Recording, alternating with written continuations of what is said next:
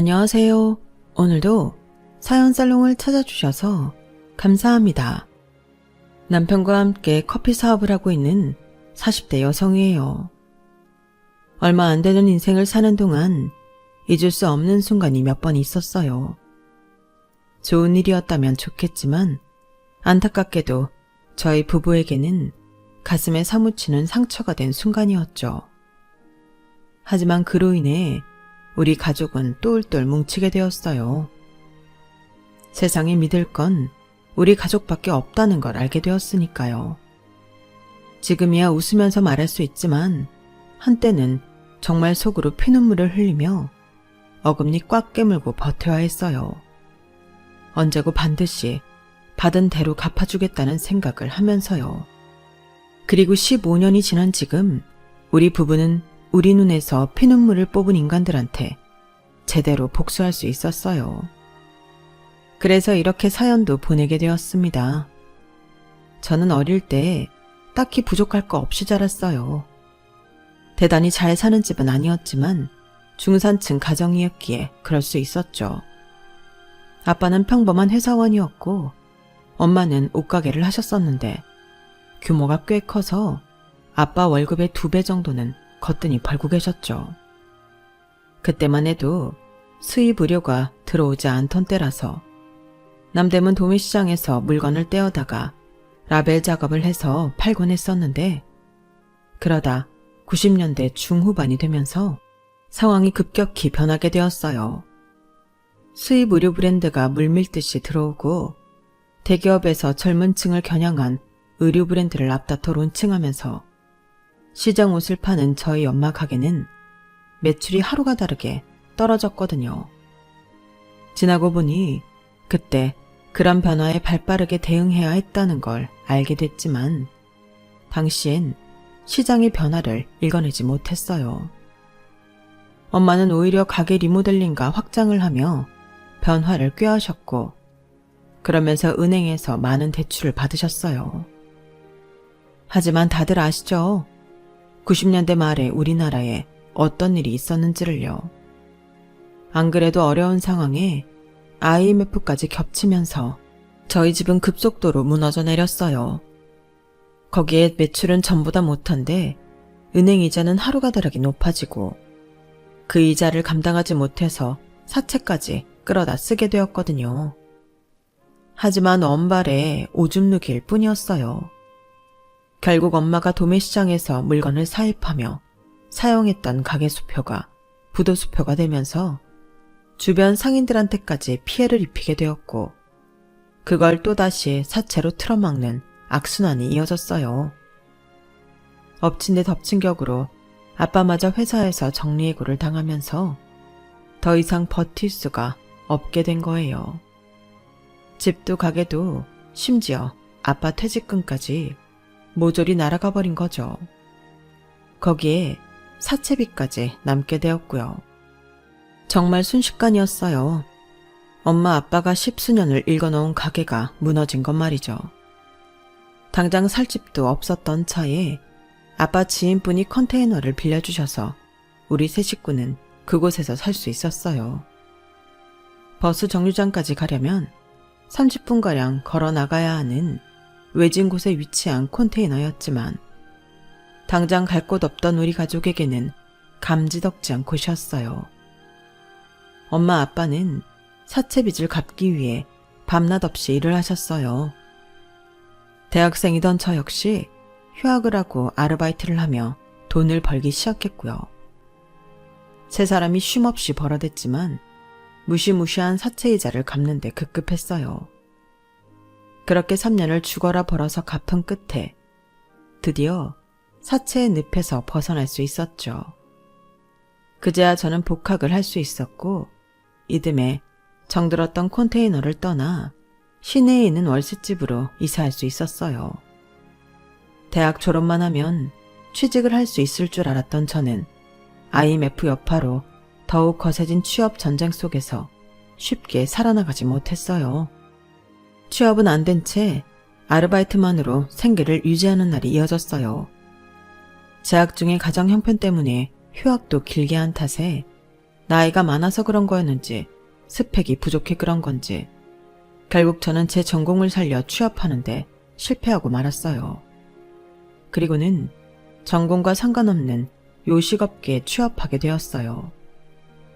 제가 아르바이트를 하던 패밀리 레스토랑에서 매니저님이 추천을 해주셔서 정직원이 되었거든요. 이런 말 하기 그렇지만 처음엔 좀 창피했어요. 대학 동기들은 어쨌든 전공 살려서 기업에 취직을 했는데 저만 아르바이트를 전전하다가 전공과 전혀 상관없는 레스토랑에 취직을 한 거니까요. 그래서 동기들 모임에도 안 나갔어요. 나가봐야 속만 쓰릴 게 뻔했거든요. 그러다 보니 일에만 집중하게 되었고 업무 능력을 인정받으면서 일할 수 있었어요. 그러면서 저를 정직원으로 추천해준 매니저님과 가까워지게 되었죠. 저보다 4살 위인 매니저는 고등학교를 졸업하고 바로 취업을 한 사람이었어요. 처음엔 저처럼 아르바이트로 시작해서 1년 뒤 정직원이 되었고 매니저 자리까지 올라온 사람이었죠. 학벌은 없었지만 워낙 부지런하고 일을 잘하는 사람이었어요. 매니저라고 하지만 허드렛 일도 마다 않고 말단 직원들보다 일을 많이 했어요. 그러니 직원들 사이에서도 인기가 좋았죠. 잘생긴 얼굴은 아니지만 옷차림이 늘 깔끔하고 행동이 단정해서 은근히 눈길이 가는 타입이었어요. 그래서 내심 신경을 쓰고 있었는데 하루는 매니저님이 저녁 때 시간이 있냐고 묻더라고요. 휴무일 전날이라서 그냥 집에 가는 게 아쉬웠는데 잘됐다 싶었어요. 게다가 평소 매니저님한테 마음이 있었기 때문에 더없이 좋은 기회라고 생각했어요. 그렇게 단둘이 종로에 있는 이자카야에서 술을 마시게 됐는데 정작 먼저 손을 내밀었던 매니저님이 별 말도 않고 뚱한 환한 표정으로 술만 마시지 뭐예요. 이건 또 뭔가 했죠. 늘 당당하고 듬직하던 사람이 단둘이 마주보고 앉아있으니 이렇게 작아 보일 수가 없었어요. 내가 아는 그 매니저가 맞나 싶을 정도로요. 그 모습에 괜히 심통이 난 저는 제 앞에 술잔을 비운 뒤 이렇게 말했어요. 별로 하실 말씀 없는 것 같은데 그만 일어날게요. 잘 마셨습니다. 가방을 들고 자리에서 일어나려는데 그때 매니저님이 제 손목을 붙잡았어요. 저기 괜찮으면 좀 더 있다가요. 내가 할 말이 있는데 이런 건 처음이라 좀 떨리네요. 술을 마시면 나을까 했는데 정신만 더 멀쩡해지는 것 같고. 알고 보니 너무 떨려서 그랬던 거더라고요. 손에 든 술잔을 한 번에 원샷한 매니저님은 입술을 달착거리다가 드디어 입을 열었어요. 내가 연애를 해본 적이 없어서 많이 서툴 거예요. 국민학교 이후로 남중 남고만 나온 데다 형제도 위아래로 남자 형제들밖에 없어요. 그래서 여자는 잘 몰라요. 그러면서 초조한 눈으로 저를 빤히 보는 거예요. 그래서 어쩌라는 거냐고 묻고 싶었지만 진심을 다해 말하는 매니저님이 너무 안쓰러워 보이기도 하고 귀엽기도 해서 뒷말이 이어지기를 기다렸어요. 그랬더니 경화씨, 나랑 결혼할래요? 아니, 그게 아니라 먼저 한번 만나고 괜찮으면 결혼도 하고 정 아니면요? 한번 만나보고 아니면 어떻게 할까요? 거기서 끝내요? 아니, 그건 좀... 가위바위보도 3세판인데 한번 만나보고 아니다 싶으면 2번, 3번 만나보고. 자기도 자신이 무슨 말을 하는지 잘 모르겠는지 멍한 표정으로 버벅거리는데 화나기보다는 웃음이 났어요.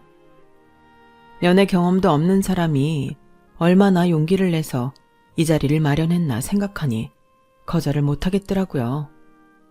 애초에 거절할 생각도 없었지만요. 그래서 그날부터 매니저님이랑 만나게 됐고 3번의 데이트 이후에는 본격적으로 사귀게 되었어요. 직장에서 몰래 사내 연애를 하는데 은근 스릴도 있고 짜릿하더라고요. 전에는 휴일 다음날 출근하는 게 그렇게 싫었는데 연애를 시작하고부터는 출근 시간이 기다려질 정도였어요. 그렇게 3년간 우리는 비밀 사내 연애를 이어갔고 드디어 결혼을 하게 되었어요. 남편은 3남 중 둘째인데 맏형은 4년 전에 결혼을 했고 막내 동생은 아직 미혼이었어요. 아주버님과 형님은 명문대 CC로 아주버님은 대기업에 다니고 형님은 은행에 다니고 있었어요. 그렇다 보니 결혼하고 3년 만에 집도 사고 생활도 많이 안정된 편이었죠. 시동생은 아직 결혼은 안 했지만 결혼할 상대가 있는 상황이었어요.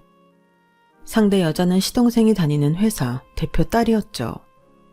그렇다 보니 남편 형제들에 비해 저희 부부만 직업도 월급도 많이 빠지는 상황이었어요.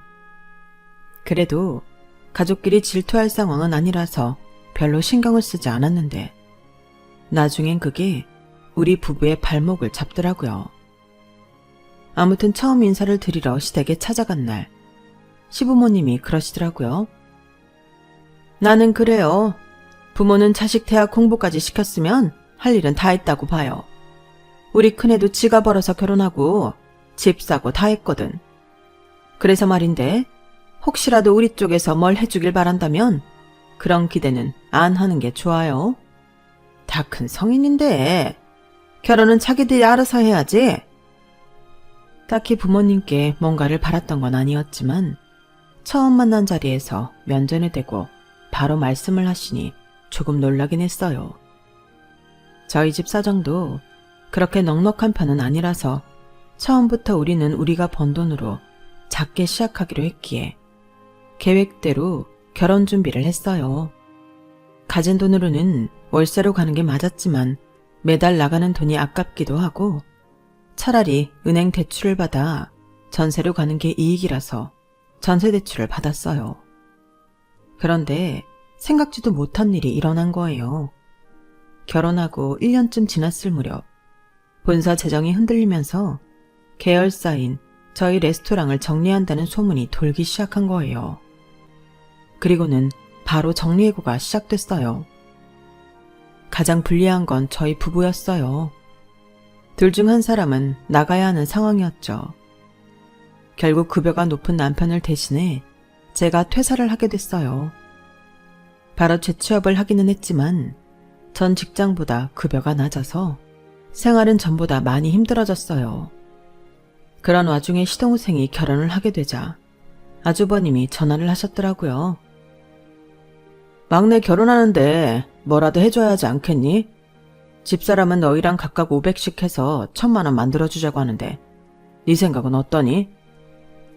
아, 이거 어쩌지? 형, 실은 우리 집 사정이 요즘 좀 안 좋거든. 야마, 아무리 안 좋아도 둘이 버는 게 굶고 사는 건 아니잖아. 더 결혼할 때 난 뭐 넉넉해서 500이나 해줬냐? 형이니까 내가 힘들어도 해준 거지. 그럼 우린 우리대로 할 테니까 너희는 형편대로 알아서 해라. 사실 아주버님 말에는 약간의 어폐가 있어요. 저희가 결혼할 때 아주버님이 신혼여행비 하라며 500만 원을 주신 건 맞아요. 하지만 그건 제 남편이 아주버님 결혼하실 때 축의금으로 500만 원을 해드렸기 때문에 똑같이 액수를 맞춰서 주신 거니까요. 도련님의 경우는 저희 결혼할 때 아무것도 안 해주셨거든요. 그렇다고 해서 저희도 똑같이 안 하겠다는 건 아니지만 그래도 큰 액수를 해줄 수는 없을 것 같았어요. 그래도 한다고 해서 200만 원을 시동생한테 보냈는데 액수가 적어서 그랬는지 시동생이 돈을 받고도 고맙다는 말도 안 하더라고요. 결혼식 때문에 바빠서 깜빡했나 보다 했는데 신혼여행에서 사온 선물을 보니 그게 아니었더라고요. 아주버님께는 100만 원이 넘는 양주를 드리고 저희한테는 하와이에서 유명한 마카다미아 초콜릿 한 상자를 주더라고요. 그걸 보니 저도 표정 관리가 안 됐어요. 그러자 시동생이 그러더군요. 작은 형은 양주 안 마시잖아. 그래서 작은 형수 드시라고 초콜릿으로 샀어. 작은 형수, 초콜릿 좋아하죠? 네, 잘 먹을게요. 고마워요. 없는 살림에 제 한 달 월급에 달하는 200만 원이나 축의금으로 줬는데 이런 식으로 대놓고 차별을 하다니 정말 얄미웠어요. 200만 원과 500만 원의 차이는 저도 잘 알아요. 그래도 100만 원대 양주랑 만몇천 원짜리 초콜릿은 아니죠. 그런데 이보다 더 어이가 없는 건 아주버님이 500이나 시동생 축의금으로 내준 이유였어요. 우리한테는 받은 만큼만 돌려주던 아주버님이 자기 결혼할 때 한 푼도 안 낸 막내한테 500만 원이나 축의금을 준 데엔 그럴 만한 이유가 있었어요. 바로 동서 친정 때문이었죠. 은행원인 손윗동서는 막내 동서의 도움을 받아서 자기네 은행으로 동선의 친정회사 급여 지정은행을 바꾸게 하려고 물밑 작업을 했던 거예요. 결혼 전부터 시동생을 통해 부부 동반으로 식사 자리를 많이 만들고 동서한테 수시로 선물도 많이 했더라고요. 도움이 안 되는 우리 부부만 쏙 빼고 말이죠. 그걸 알고는 솔직히 기분이 좋지 않았어요. 그래서 집에 오는 길에 남편한테 서운한 감정을 토로했죠. 아무리 그래도 그렇지 이런 걸로 사람 차별하고 그러냐? 삼형제 중에 어떻게 우리만 쏙 빼고 두 집만 어울리냐고. 정말 그러는 거 아니야. 사람 인생 모르는 거라고. 우리라고 뭐 언제까지 이러고 살 줄 알아? 아이고 그렇게 서운했어? 미안해. 내가 좀 능력이 있었으면 이럴 때 당신 속상하게 만들지 않았을 텐데. 자기 속도 말이 아닐 텐데 제 걱정을 해주는 남편을 보니 더는 화를 낼 수가 없었어요. 솔직히 제 삼형제 중에 제 남편만 대학을 못 다닌 데는 이유가 있었어요. 제 남편이 공부도 꽤 했었는데 집안 형편 때문에 남편이 대학 진학을 포기한 거였거든요. 그때 아주버님이 한 해 휴학을 하고 학비를 벌었다면 제 남편이 대학에 갈 수도 있었지만 아주버님은 끝까지 양보하지 않았어요. 취업할 때 힘들어진다면서 끝까지 고집을 부렸던 거죠. 거기에 제 남편은 희생이 된 거예요. 그리고는 제 남편이 취업을 해 두 해 뒤에 대학에 들어간 동생 학비를 대게 되었죠. 그렇게까지 했는데도 이렇게 얄밉게 나오니 더 미운 거예요. 생각 같아서는 받은 대로 갚아주고 싶었지만 저희한테는 그럴 여유가 없었어요. 제가 퇴사한 지 반년도 안 돼서 청천벽력 같은 소식이 들렸거든요. 남편이 다니던 패밀리 레스토랑이 본사의 경영 악화로 사업을 접게 된 거예요. 순식간에 직장이 사라지자 남편은 하루아침에 실업자가 되었어요. 그때부터 우리 부부의 시련은 시작되었죠. 하필 그때 저는 임신 3개월 차라서 7개월 뒤에 태어날 아이 걱정과 더불어 매달 들어가야 할 은행 대출 이자와 생활비, 그리고 그 외의 비용을 감당하기 어려워진 거예요. 그런데도 시부모님은 매달 드리던 용돈이 밀리자 바로 전화를 하시더라고요. 아니, 매달 돈백이나 보내는 것도 아니고 꼴랑 30만 원 보내면서 그걸 밀리니? 너 설마 네 친정에만 돈 보낸 거 아니니? 어머님, 용돈 못 보내드린 건 정말 죄송한데요. 솔직히 지금 상황에 저희가 부모님 용돈 챙겨드릴 여력까지 없어요. 그이 회사 나온 뒤로 아직 자리 못 잡고 일용직으로 일하는 거 어머님도 아시잖아요. 그리고 저희 친정 부모님은 우리 그이 직장 그렇게 되고부터 저희가 드리는 용돈 안 받으세요. 오히려 김치며 쌀이며 매달 보내주신다고요. 어머머, 얘 말하는 것 좀 봐. 너 지금 내가 니네 집에 김치 쪼가리 안 갖다 줬다고 시위하는 거니?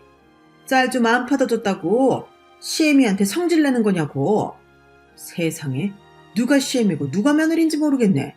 그래, 더럽고 치사해서 앞으로는 네가 주는 돈 안 받을란다. 그깟 30만 원 가지고 이렇게 생색내는데 내가 그 돈을 어떻게 받겠니? 어쩜 이렇게 다른 며느리들하고 다른 건지. 이런 거 보면 있는 집에서 자란 애들이 확실히 가정교육도 잘 된 것 같다.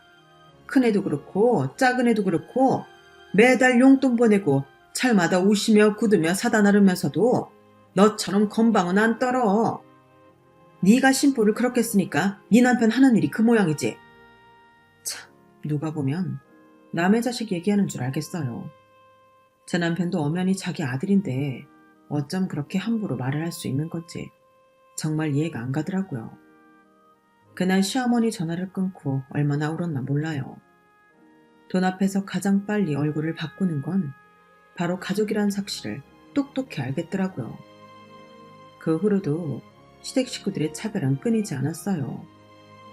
제가 우리 아들을 출산했을 때 기저귀 한 장 안 사오던 시부모님과 아주버님 내외는 이듬해 동서가 딸을 낳자 선물을 바리바리 싸들고 동서한테 가더라고요.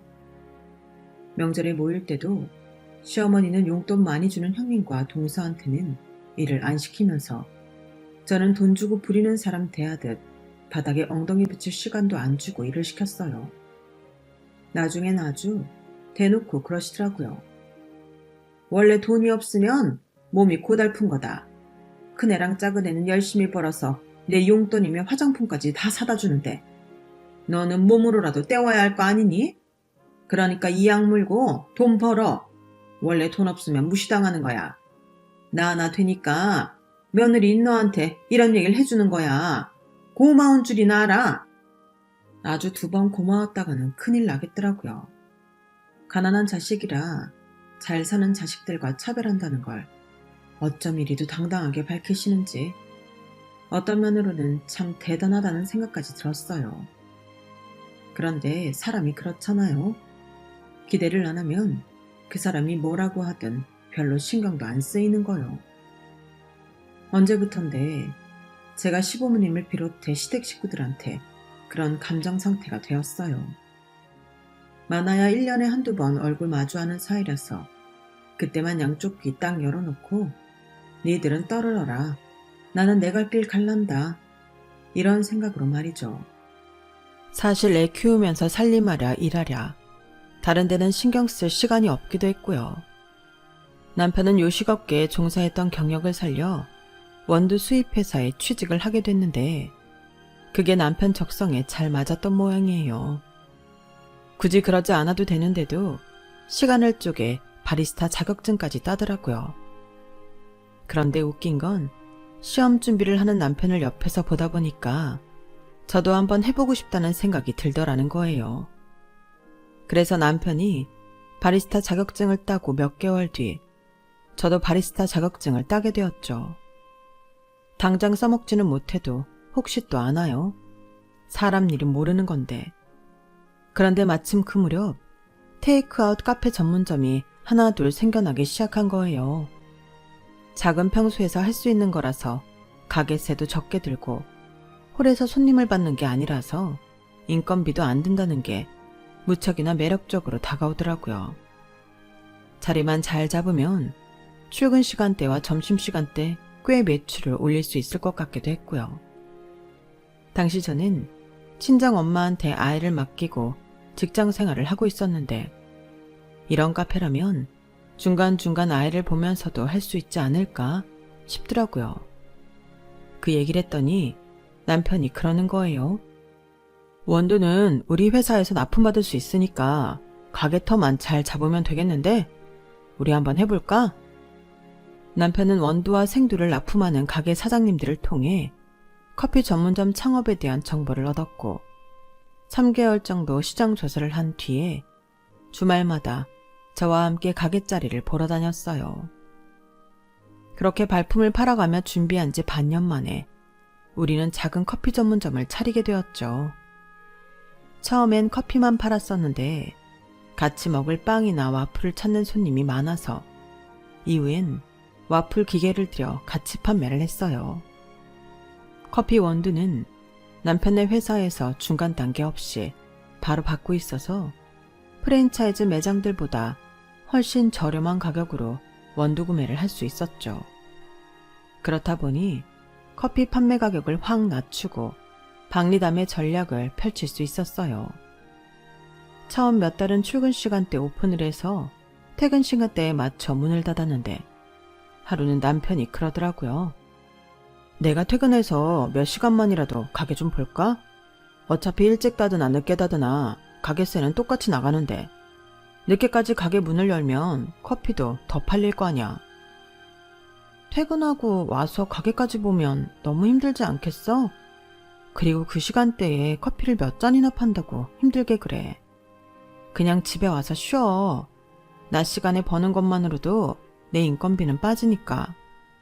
그럼 시범 삼아 한 달만 밤 12시까지 열어볼까? 해보고 돈이 안 되면 안 하면 되니까. 결국 남편 고집에 저는 손을 들었고 남편 말대로 한 달간만 야간 장사를 하기로 했어요. 그때만 해도 밤에는 커피가 많이 팔리지 않을 것 같아서 남편을 말렸는데 이게 웬걸? 밤에 남편이 파는 커피가 제가 낮 장사를 하는 것과 거의 비슷하게 나오는 거 있죠. 특히 야간 장사를 하는 주변 상인들 중에는 단골 손님까지 생겼을 정도였어요. 수입이 거의 2배가 되는데 안 할 이유가 없었죠. 특히 봄이나 여름에는 야간 손님 수가 낮 손님에 비해 훨씬 많아서 저까지 나서서 일손을 도와야 되는 날들도 많았어요. 그렇게 10년 가까이 우리 부부는 미친 듯이 일에 빠져 살았고 그러다 보니 막연하게 꿈만 꿔왔던 내 집 장만을 하게 되었어요. 저희 가게 근처에 있는 35평 아파트를요. 신축은 아니었지만 이사를 들어갈 때 리모델링을 싹 해서 새집 같은 기분으로 살 수 있었죠. 생각 같아서는 그동안 집도 없이 월세에 전세를 전전한다고 손가락질했던 시댁 식구들한테 보란듯이 자랑하고 싶었지만 바쁘다는 핑계로 발길도 끊고 산 처지라서 그러지는 못하겠더라고요. 커피 전문점을 차린 이후 가게 문을 닫는 날이 거의 없어서 남편도 저도 시댁에는 자연스레 발걸음을 끊게 되었거든요. 시댁에서도 저희가 안 온다고 찾는 사람도 없어서 자연스레 그렇게 된 거죠. 그러던 어느 날이었어요. 그날은 손님이 많아서 남편을 도와 밤 장사를 같이 하고 집에 돌아오는 길이었는데 남편이 뜬금없이 시동생 얘기를 꺼내더라고요.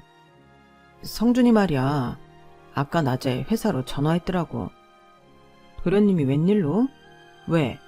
장인어른이 회사라도 물려준다고 그랬대? 도련님은 자랑할 게 있을 때만 자기한테 전화하잖아. 그러자 남편이 피식 웃더니 그러는 거예요. 그게 아니라 이혼한다나 봐. 그 녀석이 바람을 폈던 모양이야. 재수씨가 그러 알고는 집에서 나가라 그랬대. 회사에서도 나오게 된 모양이고. 아무래도 장인회사니까 다니기 좀 그랬겠지. 웃겨 정말. 돈 많은 와이프 덕에 팔자 고쳤다고 자기한테 그 자랑을 하더니 지복을 지가 찼네. 그래서 당신한테 뭐라 그랬는데? 설마 돈 빌려달래? 맞구나. 어머, 진짜 양심도 없어.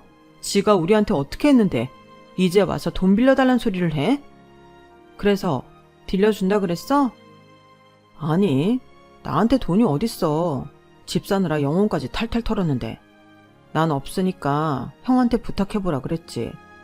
근데 이미 형한테 말했다가 거절당했던 모양이더라고. 몇 번 돈 얘기했더니 형도 형수도 이젠 지 전화를 안 받는다네. 그런 사람들인 거 몰랐대? 쌤통이다. 암튼 당신 앞으로도 절대 돈 빌려줄 생각하면 안 돼. 그랬다간 봐. 당장 나랑 이혼이야. 그날 시동생한테 전화가 왔었다는 얘기를 듣고 내심 걱정이 됐어요. 돈 없다는 남편의 말에 시동생이 순순히 포기할 위인이 아니란 걸 알고 있었으니까요. 막내라서 그런가 형들한테 들러붙고 뜯어먹는 거 하나는 기가 막히게 잘하거든요. 그런데 아니나 다를까 며칠 뒤 주말에 시아버지가 가게로 찾아오셨더라고요. 시동생까지 함께요. 주말이라서 남편과 함께 가게를 보고 있었는데 아버님과 시동생이 제가 있는 걸 보고는 살짝 눈치를 보시더라고요. 딱 보니 저 없는 시간에 찾아와 남편한테 돈 얘기를 꺼내려고 했던 것 같았어요. 그걸 알고도 제가 자리를 비켜줄 리 없죠. 그러자 시동생이 잠깐 밖에 나가서 얘기 좀 하자며 제 남편을 끌어당기더라고요. 그래서 제가 딱 잘라 말했어요. 그럴 거 없어요. 여기서 얘기하세요. 의자도 있고 커피도 있는데 굳이 돈 버리고 다른 가게 가서 차 마실 일 있어요? 왜? 내가 들으면 안 되는 얘기예요? 그런 거면 아예 하지 마세요. 당연히 안 되는 일일 테니까. 애미야, 못 본 사이 너 아주 맹랑해졌다. 어디 남자들 일에 끼어들어? 아버님, 오늘 여기 오신 이유 돈 얘기하려고 오신 거잖아요. 제가 틀렸나요? 저희 집 돈은 이랑 제가 공동으로 벌어서 공동으로 관리하고 있어요. 그러니까 한쪽이 마음대로 운영할 수 없다고요. 뭐 돈 얘기하러 오신 게 아니라면 제가 자리 피해드릴게요. 도련님, 어떻게 할까요? 그러자 시동생은 한숨을 푹 쉬더니 돈 얘기하러 온 게 맞다고 하더군요. 그러자 아버님이 대뜸 끼어들어서 그러시는 거예요. 듣자 하니 얼마 전에 아파트를 샀다면서. 그래서 말인데 니들 아파트를 담보로 1억만 빌려다오. 이 녀석이 돈 한 푼 없이 이혼당하고 나와서 당장 먹고 살 길이 없잖니. 1억이면 이런 가게 하나쯤은 할 수 있을 거 아니니. 죽어가는 사람 살린다 생각하고 니들이 힘 좀 보태라. 아버님, 그건 안 되겠는데요. 저희들 힘들 때는 도움은커녕 가난하다고 무시하고 따돌리셨잖아요. 저요, 귀머거리 아니에요. 그간 못 듣고 몰라서 가만히 있었던 거 아니라고요. 어머님 아버님 그동안 저희만 빼고 아주버님 네랑 도련님 네랑만 데리고 해외여행도 다니시고 골프도 치러 다니셨던 거 다 기억한다고요. 좋을 땐 우리만 빼고 사시다가 힘들어지니까 저희한테 아버님 막내 아들 떠넘기시면 곤란하죠. 그 사업자금 아버님이 대주세요. 아니면 잘난 큰아들한테 해주라고 하시든가요. 왜 자식 취급도 안 하던 제 남편한테 와서 이러세요? 내가 해줄만 하면 해줬겠지. 당장 우리 집도 은행에 담보로 잡혀 있어서 대출 받아줄 돈이 없어. 내 퇴직금이야. 네 시어머니랑 내가 먹고 살 돈인데 그걸 빼줄 수도 없고. 오죽하면 내가 니들한테 왔겠냐. 둘째 네가 서운했던 건 내가 사과하마. 그러니까 이번 일은 니들이 좀 도와주도록 해. 정 불안하면 내가 경기도에 있는 땅 니들 앞으로 해주마. 아버님, 그 땅은 팔아도 돈도 안 되는 땅이잖아요. 그래서 지금까지 팔지도 못하고 가지고 계시는 거면서 그걸 담보로 대출을 해달라 하시는 건 너무하죠. 아무튼 저희는 대출이고 뭐고 해줄 생각 없으니까 그만 돌아가세요. 저희 장사해야 해요. 저는 아버님과 시동생 등을 떠밀어 가게 밖으로 내보냈어요. 그리곤 일부러 쾅쾅 소리를 내가며 가게 정리를 해댔죠. 한참 밖에서 서성이던 아버님과 시동생은 굳은 인상으로 눈길 한번 안 주는 저를 훔쳐보다가 하는 수 없이 발길을 돌렸어요. 그런데 그날 밤 꿈에 황금빛 용이 여의주를 물고 아버님 경기도 땅으로 내려오지 않겠어요? 그리고는 입에 물고있던 시뻘건 여의주를 땅속에 파묻더라고요. 그러자 그 땅이 순식간에 황금으로 변해버리지 뭐예요. 꿈에서 깬 저는 너무도 생생한 그 꿈 때문에 다시 잠들 수가 없었어요. 왠지 그 땅을 제 손에 넣어야 할 것 같다는 생각이 들었죠. 그래서 다음 날 남편한테 그 얘기를 했어요. 그러자 남편이 자기도 비슷한 꿈을 꿨다는 거예요. 아버님 땅에서 금화를 캐는 꿈이었다나요? 부부가 같은 날 비슷한 꿈을 꾼 것부터가 신기한데 그게 하필 아버님 땅에 관한 거였다는 게 아무래도 심상치 않았어요. 그래서 아버님께 땅을 받고 은행 대출을 받아주기로 했어요. 하지만 1년이 지나고 3년이 지나도록 아무런 일이 일어나지 않았어요. 오히려 그 사이 시동생이 하던 가게가 망해서 대출금 중 4천만 원을 저희가 대신 갚게 되었죠. 꿈 때문에 돈만 손해봤다 생각했는데 6년이 지난 어느 날 아버님한테 받은 땅 주변이 신도시 건설과 맞물려 개발이 된다는 기사가 뜬 거예요. 그래서 남편과 함께 아버님 땅 근처 부동산에 가서 시세를 알아보았어요. 그랬더니 세상에 5억이 훨씬 넘더라고요. 그런데 여기서 아직 한참 더 오를 거라면서 팔지 말고 몇 년 더 묵히라고 하더라고요. 그 말을 듣고 우리 부부는 땅을 팔지 않고 손에 쥐고 있었어요. 그리고 3년 전 봄, 그 사이 땅값은 무려 10배가 올라서 50억가량이 되었지 뭐예요. 4천만 원 대출금 갚아주고 50억을 번 셈이었죠. 그 소식을 들은 시댁 식구들은 불이 나게 저희 집으로 달려왔어요. 아버님은 당장 땅을 돌려달라고 생떼를 쓰셨고, 아주버님과 시동생은 삼형제가 똑같이 나눠 가져야 된다고 목소리를 높이더군요. 어머님은 마침 저를 땅도둑처럼 몰아세우셨고요. 아주 가관도 아니었어요. 도대체 왜들 이러세요? 왜 남의 땅에 그렇게들 관심이 많으시냐고요? 저요, 이 땅 아버님한테 사기쳐서 받은 거 아니에요. 도련님 가게 차리는데 저희 집 담보로 1억 대출해준 대가로 받은 거라고요. 대출만 받아줬나요? 도련님이 안 갚은 4천만 원도 우리가 대신 갚았어요. 그 당시 땅값이 1,000만 원도 안 됐던 거 아버님도 기억하시죠? 그러니 제가 3천만 원이나 손해보고 받은 땅이 10배가 되든 100배가 되든 내 땅이라는 거엔 변함이 없다고요.